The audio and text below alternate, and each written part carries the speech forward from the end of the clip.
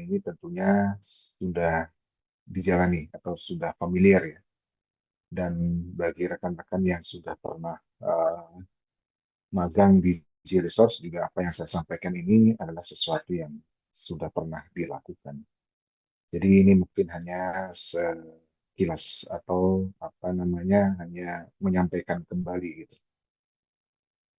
Nah, jadi proses dari suatu penambangan ada beberapa fase yang harus dilalui.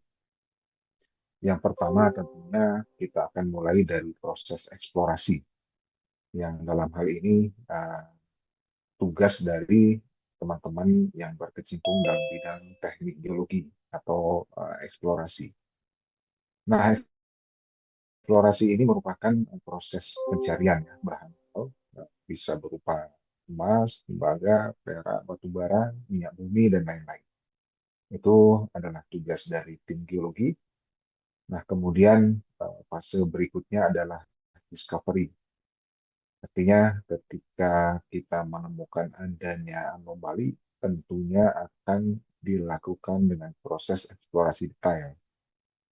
Dalam hal ini, eksplorasi detail itu banyak hal yang bisa dilakukan, dan salah satu yang paling umum dan paling reliable adalah melakukan pengeboran coring, yang mana sampel batuan ini akan diambil dari kedalaman tertentu yang nantinya tim engineer, maksud saya tim geologi atau tim eksplorasi akan membuat suatu model, akan melihat kandungannya, kemudian membuat model, yang dari model itulah nanti sebagai uh, pertimbangan apakah suatu jebakan ini ekonomis atau tidak untuk dilanjutkan ke proses pengembangan.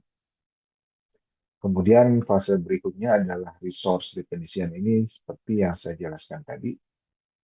Setelah dilakukan pengoboran, tentunya akan melakukan pemodelan ya. Disitulah resource-nya atau berapa cadangan yang ada di situ akan ditentukan.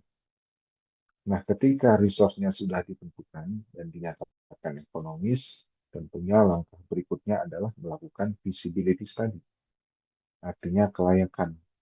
Nah, pada saat feasibility study ini, banyak hal yang perlu dipertimbangkan, di antaranya ya tentu pertama dari sisi ekonomis tidaknya, kemudian kedua dari sisi lingkungan, dari sisi AMDAL, kemudian dampak sosial, dan lain-lain.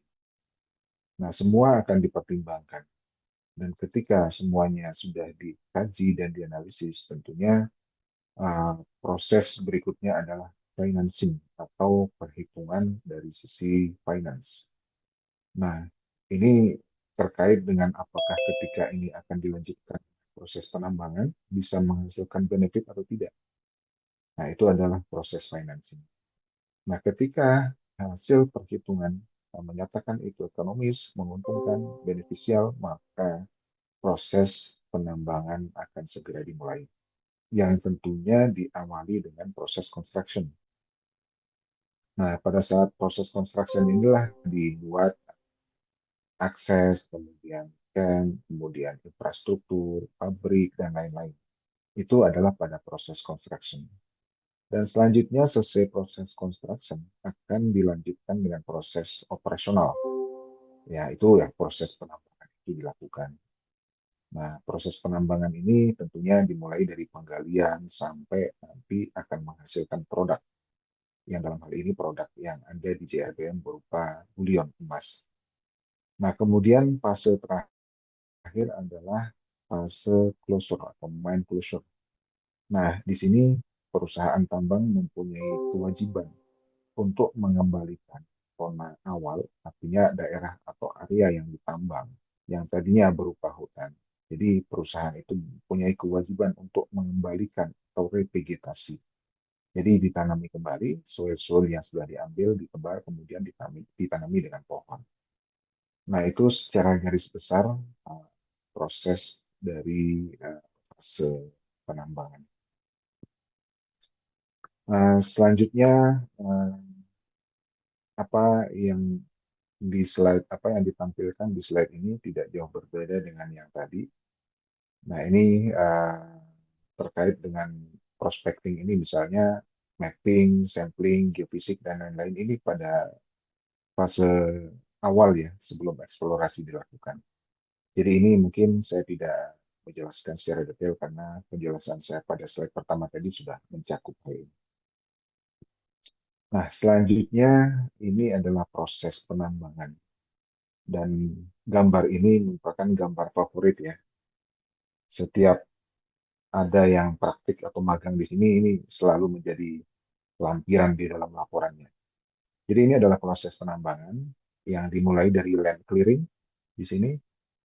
Kemudian setelah land clearing dilakukan adalah topsoilnya kita selamatkan, pohon-pohon yang ditebang tentunya akan diregister dan dilaporkan ke kehutanan yang tentunya kita akan mengeluarkan biaya setiap pohon yang ditebang. Nah, kemudian topsoil ini diamankan menjadi stockpile yang pada akhir penambangan akan kita gunakan kembali untuk mine closure atau revegetasi. Nah, langkah selanjutnya tentunya proses penambangan yang dimulai dengan blasting ketika batuannya keras ya, tetapi ketika batuannya masih lunak, tentunya kita akan lakukan freedig. Nah, setelah blasting baru diangkut materialnya.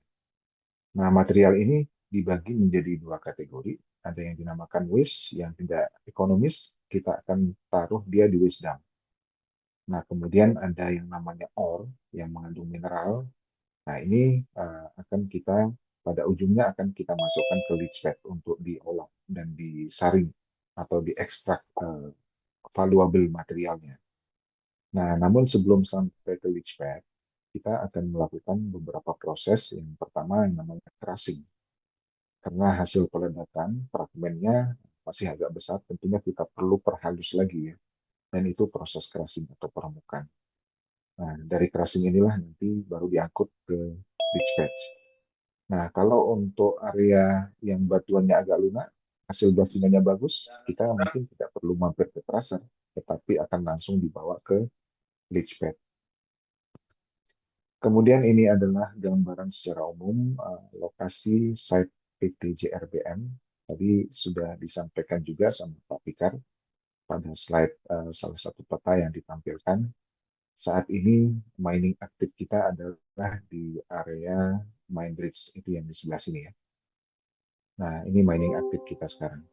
Nah, sementara yang di bagian kanan atas ini sudah selesai penambangannya dan sekarang kita sedang melakukan reklamasi atau penanaman kembali di lokasi ini. Kemudian di sini ada leach pad yang di bawah ini. Nah, disinilah material-material ore itu diolah untuk diekstrak valuable materialnya. Prosesnya di sini. Selanjutnya, proses land clearing atau grubbing. Ini adalah proses awal. Seperti yang disampaikan di gambar tadi, tahap awal yaitu dengan melakukan clearing atau penebangan pohon-pohon di area yang akan kita gali. Nah, seperti yang saya sampaikan juga, pohon-pohon yang ditebang ini kita akan register dan setiap diameter tertentu kita akan laporkan ke Dinas Kehutanan dan untuk diregistrasi. Dan nantinya kita harus membayar fee ke Dinas Kehutanan. Nah, setelah pohon-pohon ini di-clearing, selanjutnya yang gambar sebelah kanan ini adalah pengambilan soilnya. Nah, soil ini kita selamatkan, kita taruhkan di stockpile yang nantinya akan kita gunakan untuk proses mine closure. Nah, ini adalah mine construction. Gambar yang kiri ini adalah proses konstruksi akses ya. Akses, kemudian di kiri bawah ini adalah yang kita namakan underdrain. Underdrain ini merupakan kegiatan yang menyelamatkan air sungai ya. Kalau kita ketemu sungai atau alur-alur yang ada aliran airnya, airnya itu kita selamatkan. Kita buat jalur khusus supaya tidak terkontaminasi dari kegiatan kita. Nah, ini kemudian proses construction ini juga beberapa infrastruktur seperti dumping area, kemudian uh, kalau ada sungai perlu dialihkan, kita juga melakukan pengalihan sungai dan lain-lain. Nah, tahap selanjutnya adalah dari proses mining activity, yaitu melakukan peledakan. Nah, seperti yang saya sampaikan tadi, untuk batuan yang kekerasannya cukup tinggi, kita tidak akan bisa eh, mengambil material ini dengan menggunakan alat. Jadi harus dilakukan peledakan. Nah, proses peledakan ini eh, mulai diawali dengan proses pengoboran ya sebelah kiri ini. Nah, kemudian proses sounding untuk memastikan apakah pengoboran yang dilakukan sesuai dengan plan, kedalamannya dan lain-lain. Kemudian dilanjutkan dengan proses priming atau apa namanya menaruh dari primer atau ini booster sebagai pemicu ledakan. Nah, kemudian charging. Nah, proses charging ini adalah pengisian bahan peledak ke lubang bor yang akan diledakkan. Nah, selanjutnya steaming. Steaming ini adalah penutupan. Tadi setelah di-charging, pengisian ini eh, dengan apa namanya tidak full sampai atas ya, tetapi ini harus disisakan kolomnya. Karena kalau full sampai atas, proses peledakannya tidak efektif, buang-buang bahan peledak. Nah, untuk sisa lubang ini ditutupi dengan material ini yang dinamakan dengan steaming. Nah, kemudian setelah steaming, kita lakukan tie up. Nah, tie up ini adalah proses pemasangan dari uh, delay-delay atau timing-timing yang akan diledakkan. Jadi masing-masing lubang bor yang sudah diisi bahan peledak tadi ada detonator atau ada timing yang ketika diledakkan itu dia tidak meledak secara bersamaan tetapi meledak secara beruntun. Nah, tie up inilah proses pemasangan uh, apa namanya delay dari peledakan itu sendiri. Kemudian pre-blasting, tentunya ini akan dilakukan pengecekan untuk memastikan semuanya aman sebelum peledakan dilakukan. Dan setelah semua dinyatakan aman, baru proses peledakan dilakukan. Nah, di sini juga ada proses sampling ya. Setiap pengeboran yang dilakukan, seperti gambar ini ya. Jadi masing-masing titik bor ini diambil sampelnya. Nah, apa fungsi sampel ini diambil? Untuk memverifikasi apakah model or body yang dibuat oleh tim eksplorasi sesuai dengan aktualnya. Nah, inilah sampel ini untuk memastikan hal tersebut. Kalau ternyata tidak sesuai, tentunya model itu akan di-adjust atau akan direvisi.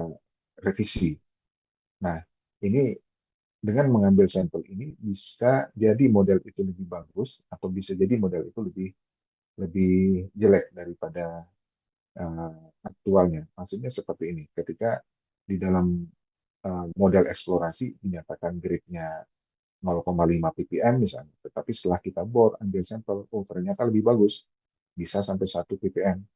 Atau bisa jadi lebih jelek, yang dari 0,5 menjadi 0,3 ppm misalnya. Nah, disinilah cross-check-nya. Karena dengan cross-check ini akan membuat proses penambangan dan target pencapaian recovery itu akan lebih valid. Nah, ini proses pengambilan sampel oleh MGD, tim main geologi departemen. Nah, sampai akhirnya sampel ini akan di-packing dan dimasukkan ke lab. Nah, setelah hasilnya keluar, baru model itu di-adjust. Nah, kemudian ini adalah proses peledakan. Ya, nah, ini ada videonya. Ya, kalau dilihat sekilas tadi, eh, meledaknya tidak ini ya, tidak samaan ya, tetapi beruntun. Karena itu memang delay-nya sudah diatur pada proses tie-up tadi. Selanjutnya, setelah peledakan dilakukan, ada yang namanya ore block. Ya, karena material itu tidak semuanya valuable material, tidak semuanya ore, tetapi juga ada waste. Nah, ore block inilah fungsinya untuk membatasi mana sih ore-nya, kemudian waste-nya yang mana. Nah, kalaupun yang ore itu mana yang high grade, mana yang low grade, mana yang medium grade, disinilah model-model itu atau apa namanya ore block itu dipasang. Nah, dari mana kita mengetahui batas-batas boundary ini? Ya, pertama dari model eksplorasi yang diverifikasi oleh sampel yang diambil pada saat pengeboran tadi. Selanjutnya adalah setelah ore block tadi, apa namanya, dipasang boundary-nya, yaitu proses hauling. loading, hauling, dan dumping. Kalau dia ore, tentunya akan diangkut ke arah leach pad atau ke arah crusher dulu. Tetapi kalau itu berupa waste, tentunya akan dibawa ke dumping area. Kemudian ini contoh crusher yang ada di site CRBM bahkan. Ya, crusher ini ya saya yakin teman-teman sudah paham fungsinya untuk membuat ukuran ore menjadi lebih kecil. Karena uh, proses ekstraksi valuable material ketika ukuran butirnya lebih kecil akan lebih maksimal. Sebelah kanan ini adalah produknya yang kemudian diangkut dengan menggunakan hauler akan dibawa ke uh, leach pad ya untuk diekstrak. Dan ini adalah leach pad. Nah, proses penumpukan ore kita namakan stacking. Nah, stacking ini nanti akan dicampur dengan apa namanya kapur, yang mana fungsi kapur ini untuk menjaga pH dari uh, apa namanya larutan yang akan kita gunakan untuk ekstraksi emas itu. Ya, karena kita di sini ekstraksi menggunakan larutan sianid ya, dan proses kimia dari sianid tersebut memerlukan pH yang basa sehingga kapur ini kita tambahkan. Dan selanjutnya adalah proses rehabilitasi atau revegetasi atau penanaman kembali. Nah, area dampingan yang kita lakukan seperti foto pada atas kiri ini dengan slope tertentu supaya slope-nya stabil ya. Kemudian di sini ada catch band. Nah, nanti pada area ini akan kita pasang yang namanya yang akan kita tebar soil-soil yang tadi kita kupas, kita masukkan stockpile. Pada proses ini akan kita tebar kembali. Setelah itu baru kita tanami. Nah, prosesnya seperti yang dilakukan di sebelah kanan ini oleh tim rehab kita, tim EHS Enviro di CRBM. Dan setelah reklamasi, revegetasi dilakukan, ini adalah hasilnya. Dan ini revegetasi yang sudah dilakukan beberapa tahun lalu, yang saat ini pohonnya sudah mulai tumbuh besar ya. Nah, di bagian kiri ini pohonnya sudah agak besar. Ini tentunya revegetasi yang dilakukan lebih lama ketimbang pohon area yang pohonnya masih kecil ini. Jadi ini merupakan kewajiban suatu perusahaan seperti yang disampaikan tadi harus mengembalikan rona awal supaya uh, soil dan tumbuhan itu ditempatkan kembali pada posisi area-area yang sudah kita gali. Ini foto contoh pit kondisi beberapa waktu yang lalu. Lokasi aktif kita saat ini di PT JRBM. Lokasi penambangan aktif saat ini adalah di lokasi ini yang kita namakan Mine Ridge. Kemudian ada satu lagi yang kita namakan Pit Tapagale. Saat ini aktivitas di sini tidak ada, tetapi nanti akan perlahan kita akan mengarah ke sini ketika pit mine itu sudah semakin dalam. Nah, selanjutnya di sini adalah Wisdom, tempat penaruhan material yang kita namakan Wisdom Tapagale dan Wisdom South Magazine. Di mana di Wisdom South Magazine ini ada uh, infrastruktur yang bernama leach pad, tempat kita mengolah mengekstraksi valuable material. Ini gambar secara dekat, terlihat seperti ini.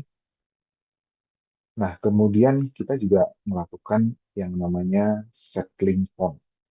Jadi fungsinya ini adalah untuk menampung semua air yang ada di lokasi tambang. Karena air-air yang ada di lokasi tambang itu dikategorikan sebagai acid water atau air limbah yang tentunya harus kita olah.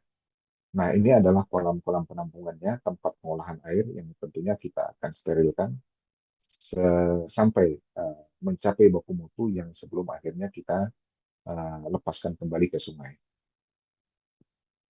Nah, kemudian masuk ke section mine engineering.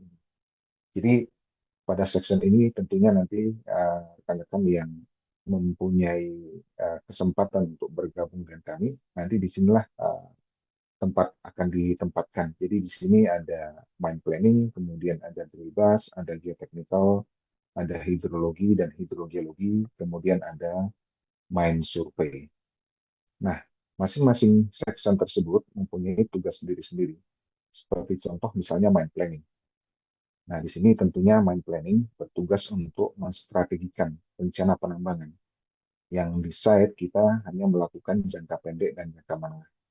Nah, strategi itu bagaimana kita rancang supaya pelaksanaan penambangan bisa dilakukan dengan optimal. Dan kita juga punya plan harian, plan mingguan, 3 bulanan, dan forecasting tahunan. Nah, desain-desain yang kita buat meliputi desain pit, kemudian waste dump, heap leach, stockpile, dan infrastruktur tambang lainnya dengan parameter yang ditentukan. Nah, kemudian setelah desain-desain ini kita buat, tentunya nanti akan dilaksanakan oleh mine operation. Dalam hal ini, kita di sini ada PT SMA sebagai operasional kontraktor kita, dan salah satu tugas dari mine engineering atau mine planning adalah melakukan pengawasan terhadap sekuen-sekuen atau proses penambangan yang dilakukan oleh kontraktor. Nah, kemudian juga melakukan review dan membuat laporan production baik harian, mingguan, dan bulanan.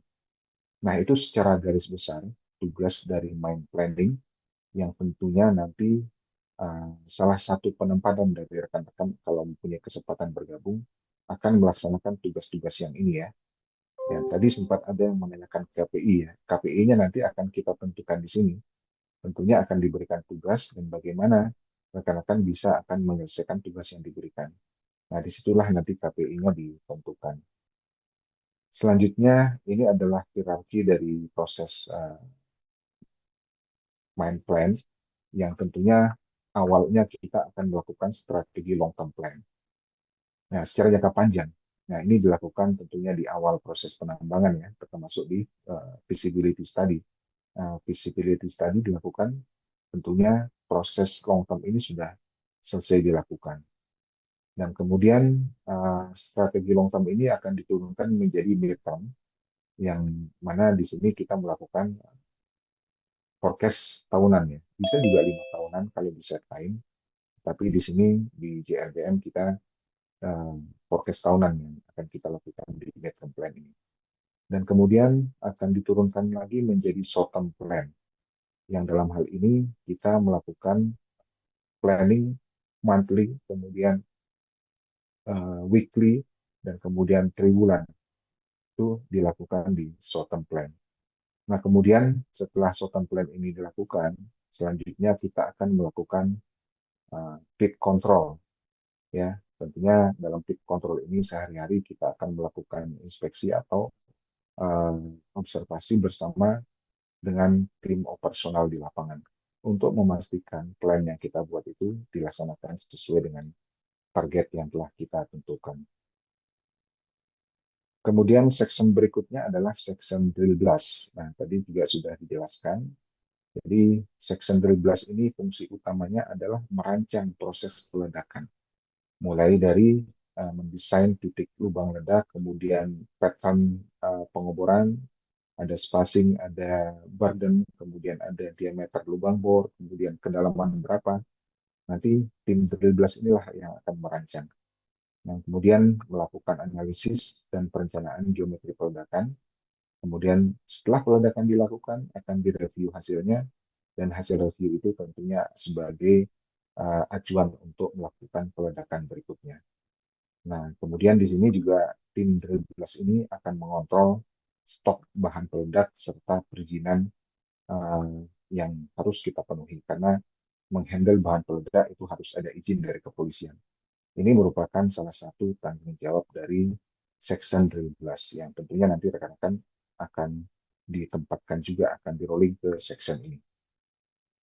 Nah, selanjutnya ini adalah section geotechnical yang fungsinya adalah pertama tentunya melakukan modeling geotechnical, yang mana model geotechnical ini akan dipakai untuk desain lereng ya.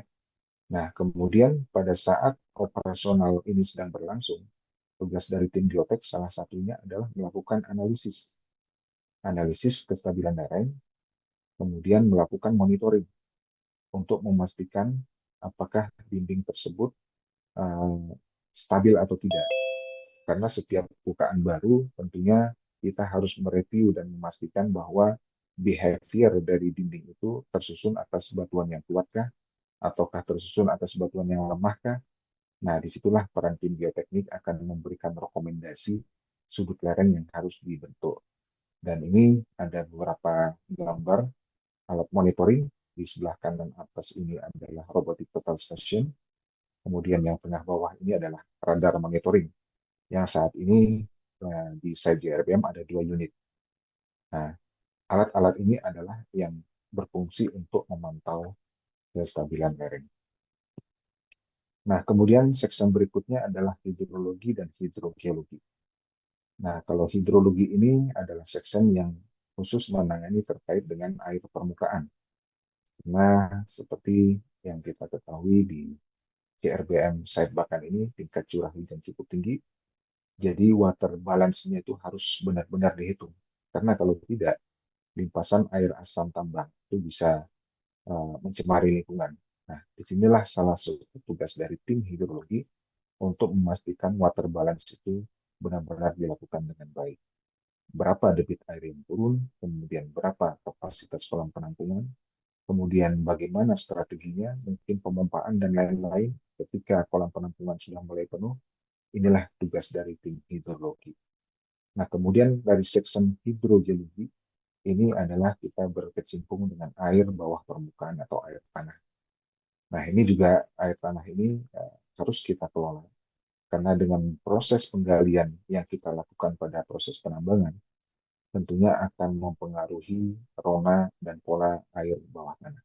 Ini juga tim hidrogeologi akan melakukan asesmen dan analisa untuk memastikan bahwa air bawah tanah ini uh, kita jaga kualitasnya dan kemudian kita lakukan analisis yang tentunya nanti uh, karena air tanah ini juga akan berpengaruh terhadap kestabilan air. Ini juga tim dari hidrogeologi untuk memastikan bahwa air tanah itu diturunkan pressure-nya.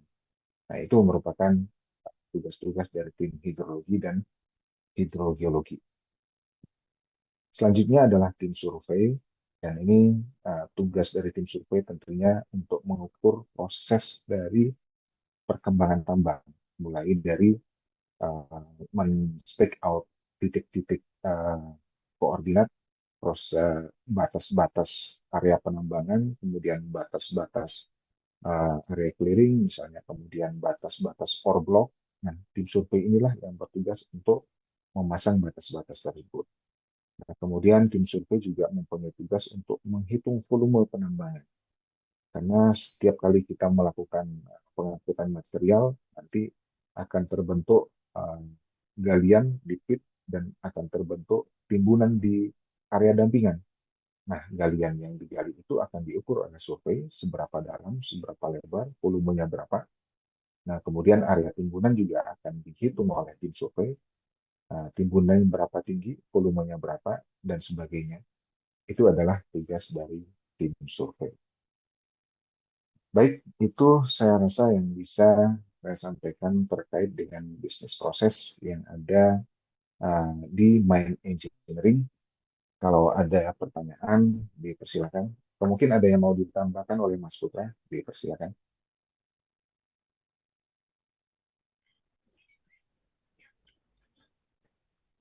Ya, saya rasa sudah cukup jelas ya yang disampaikan Pak Hadi.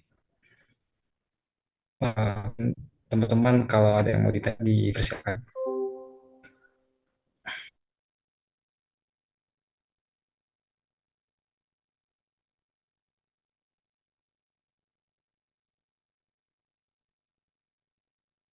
Ya, kalau memang tidak ada, mungkin kita cukupkan sekian ya, eh, Mas Putra, dari season ini, bisnis proses.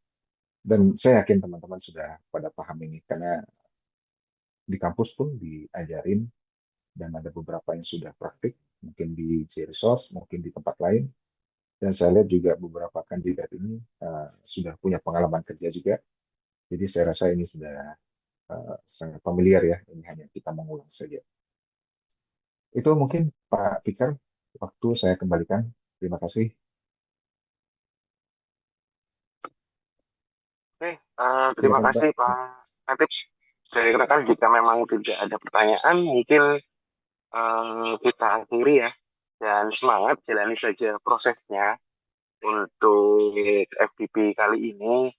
Dan, oh ya, sedikit tips, misal nanti memang rekan-rekan lolos hingga tahapan interview, tolong perkuat lagi teori-teorinya. Gitu. Kenapa? Karena eh, nanti yang akan menginterview itu dia eh, cukup lama bergerak di bidang pertambangan gitu kan, dan mereka cukup cukup detail terkait dengan teori-teori dasar. Jadi jangan lupakan teori-teori dasar. Seperti itu sih, rekan-rekan sekalian. Oke, sekali lagi terima kasih banyak atas kehadirannya dan selamat untuk psikotes nanti ya di tanggal 5. Oke, Assalamualaikum warahmatullahi wabarakatuh. Selamat sore, selamat malam. Terima Terima kasih. kasih. Selamat malam, makasih Terima kasih Pak. Pak Selamat Gatot. malam, terima kasih Terima Pak. kasih Pak Terima Putra, kasih. Pak Fikar. Ya. Izin saya N ya. Terima kasih.